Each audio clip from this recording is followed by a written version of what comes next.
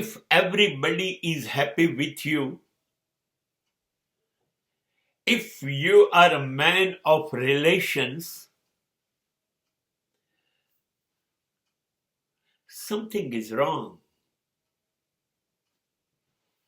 But I find all is well in your personality.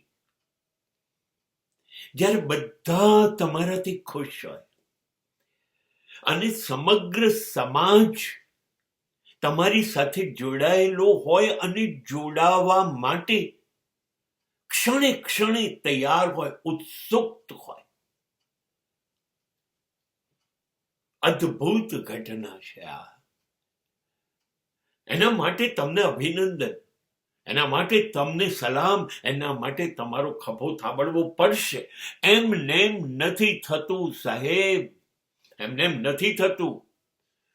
તમે જબરજસ્ત પીડા ઉઠાવી હશે, તમે જબરજસ્ત વેદના સહન કરી હશે.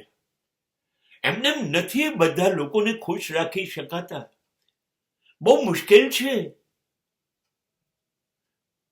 બધાને ખુશ રાખવા. માટે બહુ પાયાની જરૂર છે કે તમે ખુશ નહીં રહ્યા હોય.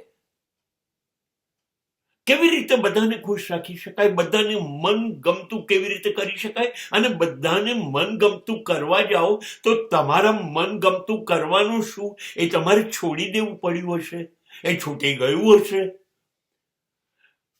There must be so many sacrifice. તમારે કેટલું છોડવું પડે, ત્યાગવું પડે.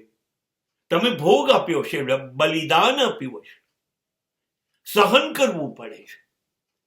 ત્યારે બધાને ખુશ રાખી શકાય છે, બધાને સચવાય છે. You are a man of કોમ્પ્રોમાઇઝીસ.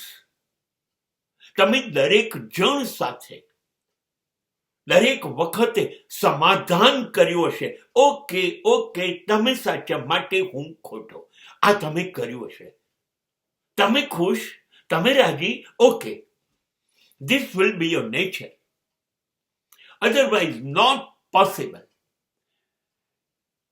બાકી એ શક્ય નથી.